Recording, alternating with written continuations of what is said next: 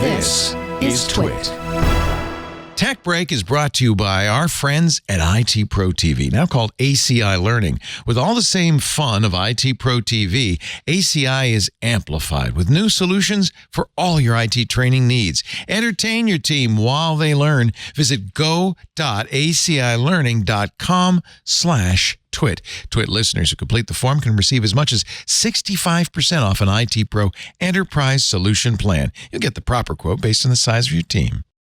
So the EU stayed up late Friday night and reached a deal on the world's most ambitious law, I'm reading from the Washington Post, to regulate artificial intelligence.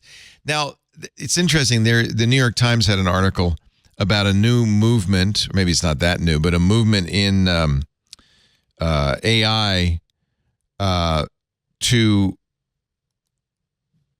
not regulate it. It's called effective accelerationism, that wants to unshackle AI and says, don't regulate it, man. Bring it on. Let it change the world. Regulation's just going to screw it up.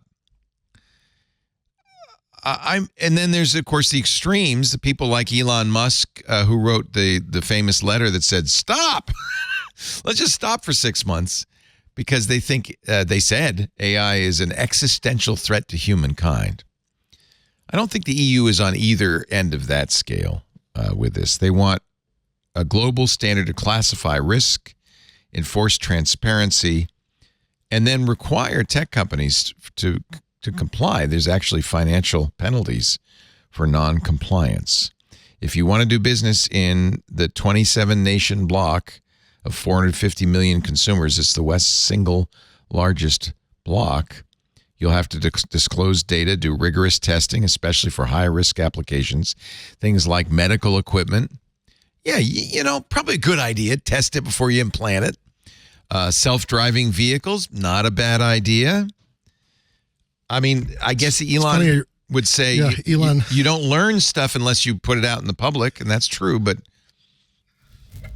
go ahead, Glenn.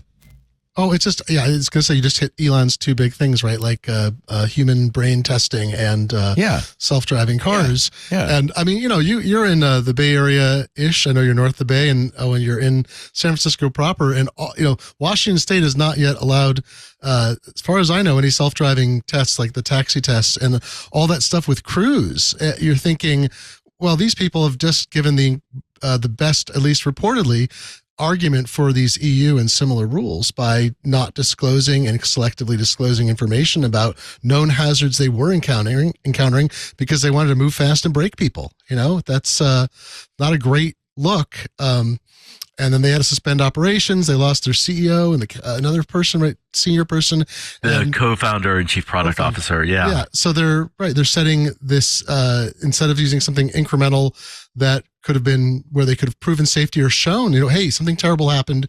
We're going to show we can self-regulate. They're all in such a hurry that I think they prove the necessity for regulations like this. Yeah.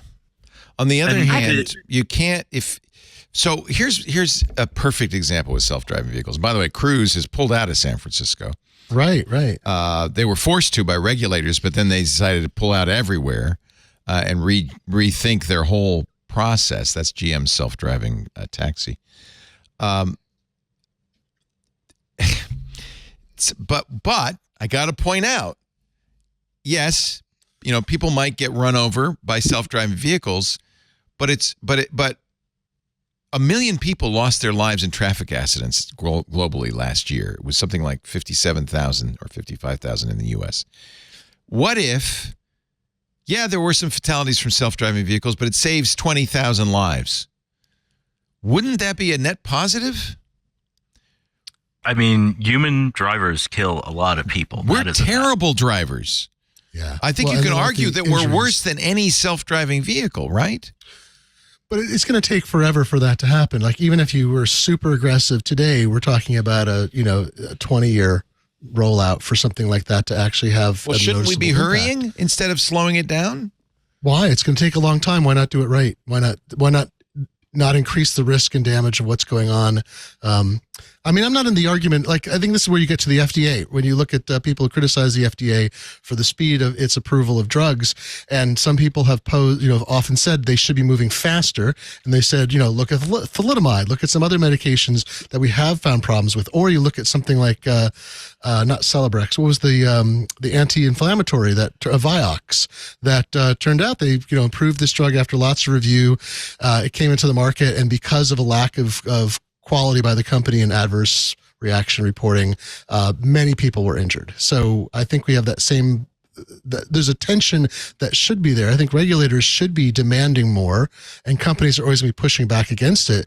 This whole last 20 years, maybe Uber is the big start of it, is we're just going to override the regulators because our unicorn companies will have enough money to deal with whatever fines come up if we're fined for this behavior, and no one's really going to stop us. I don't think that's a great attitude. This is actually, on a global scale, the trolley problem, isn't it? Right? Yeah. And if you're looking down the road, that there could be, there's so many deaths every year from vehicles. If you could cut that number by even 1,000, even if some people get run over by a self-driving vehicle, wouldn't that be a net goal? I feel like we get there when either all of the cars on the road or vehicles on the road are self-driving, or most of them, the vast majority. But in the meantime, when we have this mix, I feel like we're probably, and this is just a guess on my part, we're probably at a point where the accidents are worse because human drivers don't interact well with. It's a bad mix. It's a bad mix. I'm with you. I think you're right. Jay Sinope, I should say, in our Discord has a good point. We regulated every game-changing technology from railroads to cars to radio to TV. The only time we ever decided to let a new innovation run free was the internet. And I think that was proven to be a bad idea. It's a good point. On the other hand, automobiles, we didn't really regulate. Safety belts only came in 50 years into the automotive era. There's a balance between letting the dogs run free and making sure people aren't bit unnecessarily. But I think...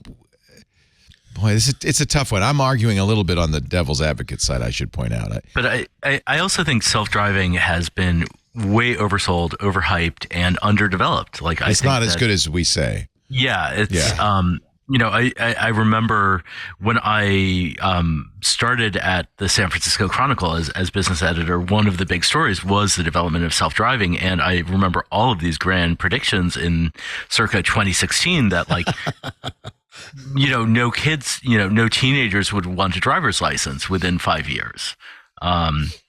That's obviously hasn't come to pass. I have to say, my question is, Lisa's looking forward to driving me around. I am not looking forward to sitting in the passenger seat. I would far prefer a car drive me than Lisa. So Lisa is opposed to self-driving Leo technology. Yes. That's an interesting choice.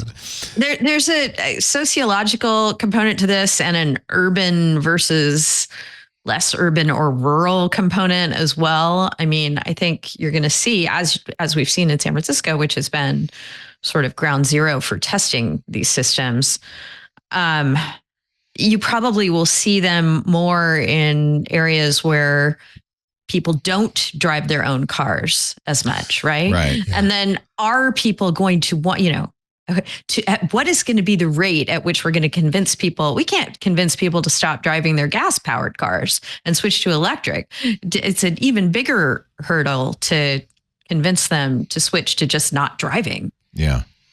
It would have been nicer had we put in, as Joe points out, had we put in public transportation and high-speed trains and rail and so forth, but we didn't. So I'm looking forward to more enhancement, though, is because, I'm an old fart, which means my cars are not, they're 10, 20 years old or something at any given time. And I rented a car in July in Boston and had it for a couple weeks. And it had advanced features. And these are super basic to anyone who's bought a car in the last 10 nice, 15 though, years. aren't they? Yeah. Well, right. It was the if you're on cruise control and the car in front of you slows down, Right.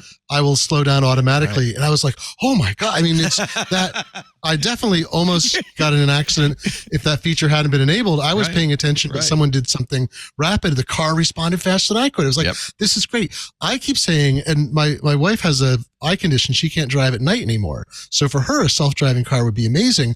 But also she has visual acuity. She just doesn't have good night vision. And I'm like, give me a heads up screen, a night vision windscreen Right. that shows me everything that's going on in high contrast. Wouldn't everybody want that for night driving if it was worked well like that? I don't need a robot to drive for me, although I understand the benefits of that, but I want better information and better things that make me a better driver. So I'm hearing a theme here, which ties into our earlier conversation, which is that it would be great if the focus of AI, whether it's generating text or code or what have you, or driving cars for us, if it were assistive rather than replacing the human. Like, can AI make us better humans instead of AI becoming a better human? yeah. I mean, you see this in warehouses even where robotics has been so heavily pushed.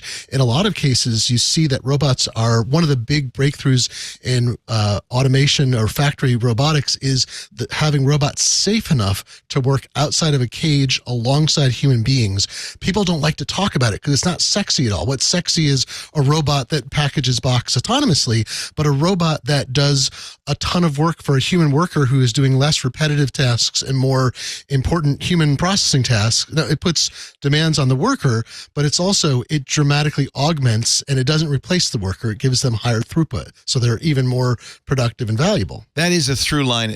Every time we talk about AI, it's not going to replace humans. It's an augmentation that is going to be very welcome. And I think that's a fair way to state it.